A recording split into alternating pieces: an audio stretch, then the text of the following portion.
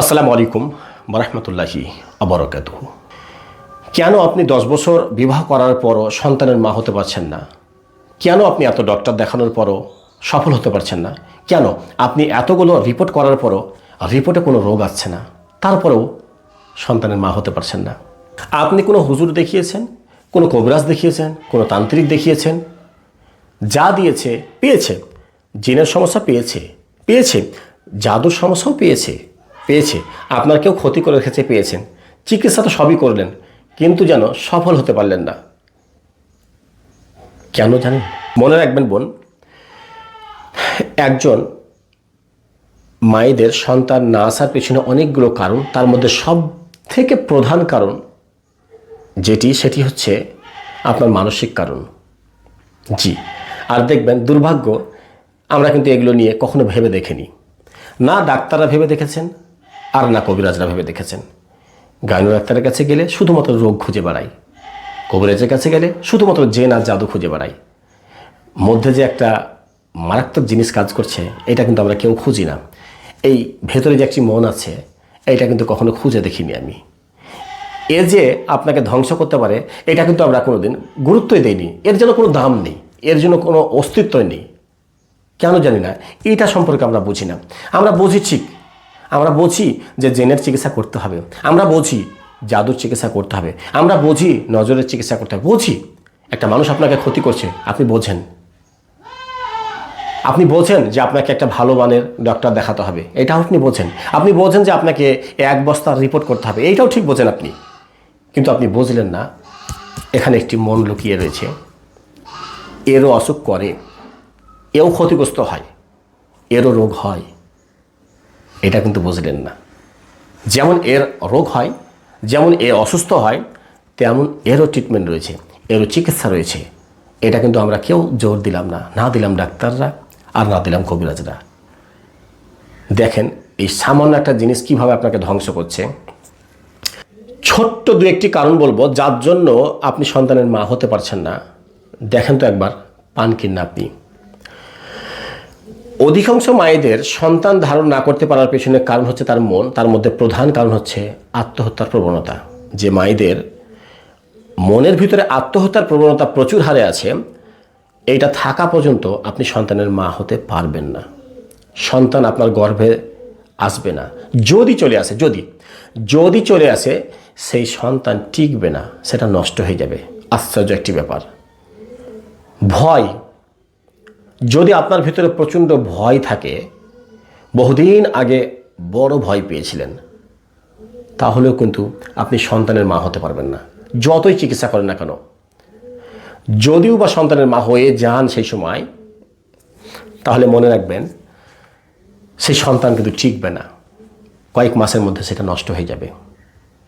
সন্দেহ, যদি আপনি আপনার প্রতিবেশীকে সন্দেহ করেন, ওই মনে হয় আমাকে ক্ষতি করছে। যদি আপনি আপনার যাকে সন্দেহ করেন, যদি আপনি আপনার ননদকে সন্দেহ করেন, যদি আপনি আপনার শাশুড়িকে সন্দেহ করেন, যদি আপনি আপনার স্বামীকে সন্দেহ করেন, এক কথা হচ্ছে সন্দেহ যদি করেন, ওই মনে হয় আমাকে এই জাদুটি করেছে, যার জন্যই আমি গর্ভে সন্তান ধারণ করতে পারছি না, ওর জন্যই আমার সন্তান আসছে না, ও যে ক্ষতি করেছে এতে আমি সন্তানের মা হতে পারবো না। শুধু এই ধরনের সন্দেহের জন্য আপনি কিন্তু বাস্তবেই সন্তানের মা হতে পারবেন না। আপনি যত ডাক্তার দেখাবেন দেখান, আপনি যত কবিরাজ দেখাবেন দেখান, কারণ আপনার সন্দেহ আপনাকে মা হতে দেবে না। যদি হয়ে যায়, ওই যে 2 মাস 3 মাস 4 মাস 5 মাস 7 মাস 9 মাস সন্তান নষ্ট হয়ে যাবে, কল্পনা করতে পারবেন না।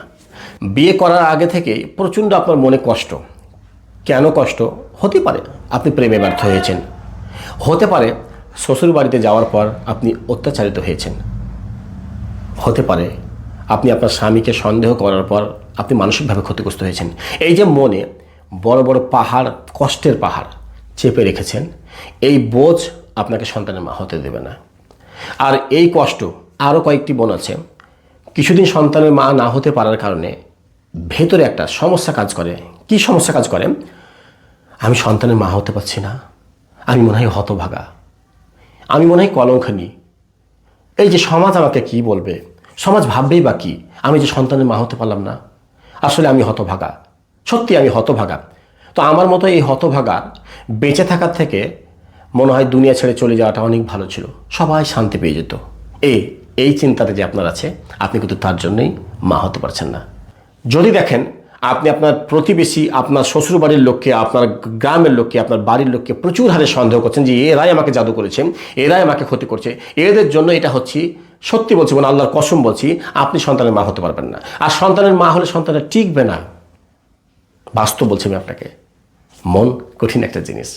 যেমন যেমন আপনি ক্ষতিগ্রস্ত হবেন তেমন তেমন সমস্যা হবে, যেমন যেমন আপনি ভয় পাবেন তেমন তেমন গর্ভের সন্তান নষ্ট হবে, যেমন যেমন আপনি আতঙ্কিত হবেন তেমন তেমন গর্ভের সন্তান নষ্ট হবে, যেমন যেমন আপনি কষ্ট পাবেন, চিন্তা করবেন, তেমন তেমন আপনার গর্ভের সন্তান নষ্ট হবে। তাহলে আজ থেকে আপনাদেরকে যে কাজটি করতে হবে, যদি আপনার মনের ভিতরে কোনো কষ্ট আছে, আঘাত আছে, সেটাকে ভুলে যাওয়ার চেষ্টা করতে হবে। যদি দেখা যায় প্রচুর হারে কষ্ট বেড়েছে, তাহলে মানসিক কষ্টের জন্য একটি হোমিওপ্যাথি মেডিসিন খেতে হবে আপনাকে, যাতে করে এই কষ্টটা চলে যায়। ইনশাল্লাহ আপনি সন্তানের মা হবেন। যদি আপনার ভিতর প্রচুর হারে সন্দেহ লাগে, প্রচুর সন্দেহ, তওবা করতে হবে, ফিরে আসতে হবে। সন্দেহ করব না, ইনশাল্লাহ যেদিনকে আপনি এই সন্দেহ থেকে বেরিয়ে আসবেন, আপনি সন্তানের মা হবেন ইনশাল্লাহ। যদি আপনার মনের ভিতরে প্রচণ্ড ভয় কাজ করে, প্রচণ্ড আতঙ্ক কাজ করে, এই আতঙ্কে আপনাকে জিততে হবে, এই ভয়কে আপনাকে জিততে হবে। যেই দিন এই ভয় থেকে জিতে যাবেন, ইনশাল্লাহ আপনি সন্তানের মা হবেন। বাস্তব বলছি বোন, মনে রাখবেন, এই যে কয়েকটি কারণ আমি বললাম, এই কারণগুলো এত ভয়ঙ্কর। এই কারণ শুধুমাত্র কোনো রোগ নেই তাতে কাজ, তা নয়। আপনার মারাত্মক রোগ ধরা পড়েও গেছে, আপনার কয়েকটা সিস্ট ধরা পড়েছে, টিউমার ধরা পড়ে, আরও বহু রকম রোগ, যত রকম রোগ ধরা পড়ে, শক ধরা পড়েছে। আপনি ভালো ডক্টরের কাছে ট্রিটমেন্ট চালাচ্ছেন, ওষুধ কার্যকর হবে না, ওষুধটা কার্যকর হবে না। দেখছেন, রোগ ধরা পড়লেও ওষুধ কাজ করছে না। সত্যি আপনার উপর জাদুর প্রভাব রয়েছে, সত্যি আপনাকে জিন ক্ষতিগ্রস্ত করেছে, আপনি জিনের এবং জাদুর চিকিৎসা করেছেন সম্পূর্ণ ভালোভাবে, তারপর আপনি সফল হবেন না। কেন? ওই যে বললাম, যে কয়েকটি কথা বললাম, 3-4টি, এই 3-4টি থাকলে আপনি সফল হবেন না। তাতে আপনার রোগ থাক অথবা রোগ না থাক, তাতে আপনার জিন জাদুর সমস্যা থাক আর না থাক, সফল আপনি হবেন না। আপনার মন আপনাকে সফল হতে দেবে না। কারণ ওই যে বললাম, এটা অসুস্থ হয়। এই আপনার অসুস্থ হয়েছে, একে সুস্থ করতে হবে। একার দ্বারাই সম্ভব না হলে কারো সাপোর্ট নিতে হবে। জি, আলোচনা করতে হবে। আলোচনা করার পর এখান থেকে বেরিয়ে আসতে হবে, মানসিকভাবে মজবুত হতে শিখতে হবে। দু একটি জিনিস আপনাকে ভাবিয়ে দিব, এই কথাটা মাথায় রাখবেন। সমাজকে ভেবে যদি আপনি চলেন, তাহলে কিন্তু আপনি শান্তি পাবেন না। সমাজ কোনোদিন আপনার মতো হবে না, কোনোদিন নয়। আপনি কি ভাবছেন? আপনার মন নরম, আপনি হচ্ছেন সেন্সিটিভ মাইন্ডের মানুষ। আপনি কি ভাবছেন সবাই আপনার মতো? না। আপনি ভাবছেন যে আমি শ্বশুর বাড়ি গিয়েছি, আমার ননদ কেন আমার সঙ্গে এমন করে কথা বলছে, কেন আমার যা আমার সঙ্গে এমন করে কথা বলছে, আমি তো আর তাদের এগুলো করি না, তারা তো আমার সঙ্গে একটু ভালো কথা বললেই তো পারে, ওদের ঠ্যাক খেয়েছে, কেন বলবে তারা ভালো কথা? প্রত্যেকের মন তো আলাদা আলাদা, তাই না? আপনি হচ্ছেন একজন আলাদা ব্যক্তি, উনি হচ্ছেন একজন আলাদা ব্যক্তি। উনি ওনার মতো চলবে, আপনি আপনার মতো চলবে। আপনি মরলেই বাকি, আপনি বাঁচলেই বাকি, কারো পৃথিবীর কারো যায় আসে না। আপনি যদি ভাবেন পৃথিবীর মানুষগুলোকে আপনি আপনার মতো করে নেবেন, সম্ভব নয় বোন, কোনো দিন নয়। বললাম না, প্রত্যেকেই নিজের মতো, প্রত্যেকের অন্তর আলাদা, প্রত্যেকের চিন্তা ভাবনা আলাদা। তো আমি যদি খুঁজতে থাকি আমার মতো হোক, এটা কিন্তু হবে না। উনিও তো বলবে আপনি যেন ওনার মতো হন, সম্ভব কিন্তু নয়। তাহলে সমাজে কাউকে কিন্তু আপনি নিজের মনের মতো পাবেন না, এই আশাও করাটা আপনার ভুল হবে। তাহলে ওই ব্যক্তি আমাকে বলল কেন, এই চিন্তা করা ছাড়েন। ওই ব্যক্তি কেন আমাকে এই ধরনের কথা শোনাচ্ছে, এই চিন্তাটা ছাড়েন। সমাজ এরকমই, সমাজ বলবে, সমাজ যা বলছে বলুক না কেন, আমার কি প্রয়োজন আছে? আমি ভালো, এইটুকু যথেষ্ট। আমি সৎ, এইটুকু যথেষ্ট। যাক, তুমি করো বাবা, তুমি করো বোন, আমার প্রয়োজন নাই, আমি করব না, আমি আমার মতো থাকবো। ঠিক আছে, তোমরা ভালো আছো, আমি আমার মতো থাকি, ঠিক আছে। আজ থেকে আপনি এইভাবে ভাববেন, মানসিক শান্তি পাবেন ইনশাল্লাহ। যেদিনকে কম্পিটিশন লাগবেন, ও বলেছে এটা, আমিও করবো এটা, দেখি, মানসিক শান্তি হারিয়ে যাবে আপনার, আপনি পাবেন না বোন। জি, আপনি দেখেন, কাল থেকে প্রয়োগ করেন। আমাকে এত জ্বালাচ্ছে ওরা, আজ থেকে তাকে ভুলে গেলাম। কিভাবে? ধর, তুমি যা আছো তুমি তোমার মতো থাকো, আমি আমার মতো থাকি, ঠিক আছে। তোমার কাছে আমি ভালো নাই, আমার প্রয়োজন নাই বাবা, আমি আমার আল্লাহর কাছে ভালো থাকলেই হলো, আমি নিজেকে নিয়ে ব্যস্ত থাকি। আপনি শুধু খালি একবার এরকমভাবে ভাবেন, আশাবাদী ছাড়া আপনি দেখতে থাকেন, তারপর দিন থেকে আপনার মানসিক শান্তি আসবে, সুন্দরভাবে ঘুমিয়ে যাবেন। প্রচুর দেখেন, আপনি প্রয়োগ করেন, আপনার রুহ, এই যে আত্মা, এই যে রুহ, এটা হচ্ছে পবিত্র। যখন একে ভালো কিছু দেওয়া হয়, এ রিল্যাক্স ফিল করে, শান্তি পায়, তখন আপনি শান্তি পাবেন। জি, আজকের পর থেকে আপনাকে এগুলো ফলো করতে হবে। মানুষ আপনার মতো হবে এটা হতে পারে না, আশাও করবেন না, আশা করাটা ভুল। আমার যে শত্রু আছে, শত্রু থাকবে না মানে? আপনি তো মানুষ, আপনি তো রক্ত মাংসের গড়া মানুষ, আপনার তো বিবেক রয়েছে। যার বিবেক রয়েছে তার শত্রু আছে। শত্রু থাকা মানে আশ্চর্য ব্যাপার নয়। শত্রু কার নেই? প্রত্যেকের আছে। শত্রু নিয়েও খুব বেশি ভাবা চিন্তার দরকার নেই। হ্যাঁ, দুনিয়াতে আল্লাহ সুবহানাহু ওয়া তাআলা আমাদেরকে অনেকগুলো আমল শিখিয়ে দিয়েছে। কখন কোন আমলটি করলে কোথা থেকে বাঁচতে হবে আমরা সেগুলো করব, আমরা আপ্রাণ চেষ্টা করব। বাকি সব কিছুর মালিক হচ্ছে আল্লাহ সুবহানাহু ওয়া তাআলা। ধরুন আল্লাহ সুবহানাহু ওয়া তাআলা বলছে, আমি এই সন্তানটাকে, ইনাকে আমি ওই মায়ের গর্ভ দিয়ে পৃথিবীতে নিয়ে যাব, আর একে আমি বয়স দিলাম 57 বছর। এটা কার সিদ্ধান্ত? এটা হচ্ছে আল্লাহ সুবহানাহু ওয়া তাআলার সিদ্ধান্ত। আল্লাহ সুবহানাহু ওয়া তাআলা বলছেন, আমি ইনাকে ওই মায়ের গর্ভ দিয়ে নিয়ে পৃথিবীতে নিয়ে যাব এবং তার হায়াত দিয়েছি আমি 57 বছর। আচ্ছা বলেন তো, সিদ্ধান্ত কার? আল্লাহ সুবহানাহু ওয়া তাআলার। এখন যদি আসমান জমিনে যত জিন, মানুষ, ফেরেশতা, শয়তান যে আছে সবাই মিলে যদি লেগে যায়, আল্লাহর সিদ্ধান্তকে কি পরিবর্তন করার ক্ষমতা কারো আছে? আপনি কি একবার ভেবে দেখেছেন এটা? কখনো নাই। আল্লাহ তাআলা বলেছে যে 57 বছর আমি বয়স দিয়েছি, মানে 57 বছর পুজতে যদি 1 সেকেন্ড কম থাকে, আসমান জমিনে আল্লাহ সুবহানাহু ওয়া তাআলা ছাড়া আর কেউ নেই যে ওই সময়টা কেড়ে নিতে পারে আপনার কাছ থেকে। তাহলে বলুন আপনার এত কেন দুশ্চিন্তা?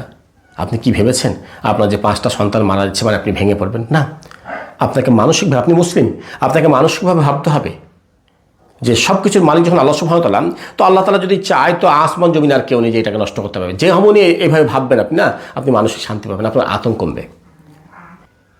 আল্লাহ তাআলা বলছে যে এর গর্ভে আমি 7টা বাচ্চা নষ্ট করাবো। লেন ঠেকান তো দেখি আপনি কি করে ঠেকাচ্ছেন। সম্ভব নয়। তাহলে মনে রাখতে হবে সব কিছুর মালিক হচ্ছেন আল্লাহ সুবহানাহু ওয়া তাআলা। হ্যাঁ, তবে তকদির পরিবর্তন করা যায় কিসের মাধ্যমে? দোয়ার মাধ্যমে। তো আমি আমার রবকে বলে দেবো, আমি আমার আল্লাহকে সুন্দরভাবে গুছিয়ে বলবো, হে আমার রব, আমি আমার সন্তানের জন্য তরসে গেছি, আমি চাইছি আমার কোলটা ভরে যাক। হে আমার রব, তুমি আমার উপর দয়া ভিক্ষা দাও, তুমি আমার উপর রহম করো। পড়েন আপনি 2 রাকাত সালাত আদায় করেন, আল্লাহর কাছে হাত উঠিয়ে দোয়া করেন। এই একটি মাধ্যম যেটা দিয়ে আল্লাহর সিদ্ধান্ত পরিবর্তন করা যায়। কেন আপনি এটা প্রয়োগ করছেন না? করেন এটা। এইটা করলেই যেটা ঘটতো সেটা ঘটবে না। আপনার সামনে বড় একটি বিপদ অপেক্ষা করছে, আপনি আল্লাহকে বলে ফেলেছেন, আপনি আপনার রবকে বলে ফেলেছেন, এই যে বলেছেন আর আল্লাহ তাআলা দোয়া কবুল করেছে, ওই বিপদ সঙ্গে সঙ্গে শেষ, মানে আল্লাহর সিদ্ধান্ত পরিবর্তন হলো। তাহলে দোয়াই হচ্ছে একটি এমন মাধ্যম যার মাধ্যমে আল্লাহ সুবহানাহু ওয়া তাআলার সিদ্ধান্তকে পরিবর্তন করা যায়। এছাড়া দ্বিতীয় আর মাধ্যম নেই ভাই, এটা মাথায় রাখতে হবে। তাহলে আমরা এইভাবেই কাজ করবো এবার থেকে। জি সম্মানিত বোন, তাহলে আমি মোটামুটি বুঝিয়ে দেওয়ার চেষ্টা করলাম, সংক্ষেপে বোঝাচ্ছি। যাদের কোনো রোগ নেই এবং জিন জাদুর সমস্যা নেই, তারাও যারা সন্তানের মা হতে পারছে না, এই যে আজকের পর থেকে সন্দেহ থেকে মুক্ত থাকার চেষ্টা করেন, আজকের পর থেকে ভয় থেকে মুক্ত থাকার চেষ্টা করেন, আজকের পর থেকে আপনার ভিতরে যে আত্মহত্যার প্রবণতা ঢুকে গেছে এখান থেকে বেরিয়ে আসার চেষ্টা করেন।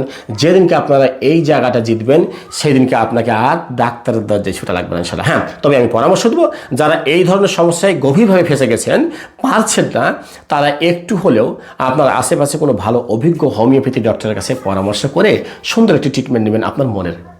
দেখেন আপনি কত দ্রুত সফল হন। জি ইনশাআল্লাহ। জি সম্মানিত বোন, আমার কাছে ওই যে বলি না, আল্লাহর রহমতে আমি যতগুলো মায়েদের চিকিৎসা করেছি এই সমস্যা নিয়ে, যে গর্ভে সন্তান ধারণ হচ্ছে না, সন্তান আসছে না, আলহামদুলিল্লাহ খুব গর্বের সঙ্গে আমি দেখবেন প্রথমেই বলে দিই, আল্লাহর রহমতে আমি এখন একটাও ব্যর্থ হয়নি। কেন বলুন তো? ব্যর্থ না হওয়ার পেছনে কারণ আছে। কারণ হচ্ছে আমি প্রথমেই প্রত্যেক মায়েদেরকে বলি, দেখেন সন্তান দেওয়ার মালিক হচ্ছেন আল্লাহ সুবহানাহু ওয়া তাআলা। যদি আল্লাহ তাআলা না দেন, আমি কেন, আমার 14 গোষ্ঠীরও ক্ষমতা নেই। কিন্তু যদি আল্লাহ সুবহানাহু ওয়া তাআলা আপনার তকদিরে সন্তান রেখেছে, দুনিয়াতে যে সমস্যায় আসুক না কেন, আলহামদুলিল্লাহ আল্লাহর রহমতে আমরা এগুলো সারতে পারি, কারণ আল্লাহ সুবহানাহু ওয়া তাআলা আমাদেরকে সেই নিয়ামতটুকু দিয়েছে। আর আমি তখন খুঁজি কি, এই যে জিনিসগুলো আপনাকে এতক্ষণ ধরে বোঝাচ্ছি, আমি এগুলো কিন্তু খুঁজতে থাকি। জিন জাদু তো খুঁজবই, রোগ তো খুঁজবই, কিন্তু তার থেকেও বড় জিনিস যেটা কেউ খোঁজে না, সেইটাও আমি খুঁজবো।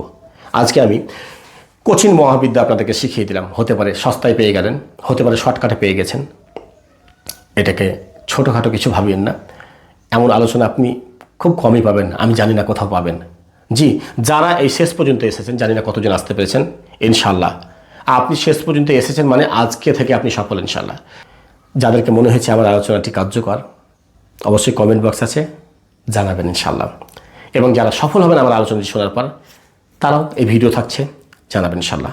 ভাই শেষ করি আজকে।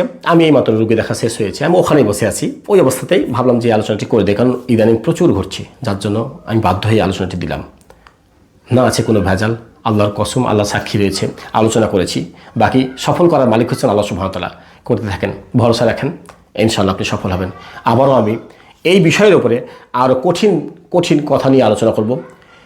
যত রকমের সমস্যা আপনাদের আছে, কেন হচ্ছে না, কি করলে সমাধান পাবেন, আমি প্রত্যেকটা বিষয় নিয়ে আলোচনা করবো ইনশাআল্লাহ। যে সকল কমেন্টগুলো বেশি বেশি আসবে আমরা সেগুলোকে গুরুত্ব দিয়ে আমরা তার উপরে সেই টপিক নিয়েই ভিডিও চালু করব। বাকির মতো নয়, যা ইচ্ছা তাই বকে দিলাম তা নয়, যেটাই আলোচনা করব ইনশাআল্লাহ আপনারা সফল হবেন। আসসালামু আলাইকুম ওয়া রাহমাতুল্লাহি ওয়া বারাকাতুহু।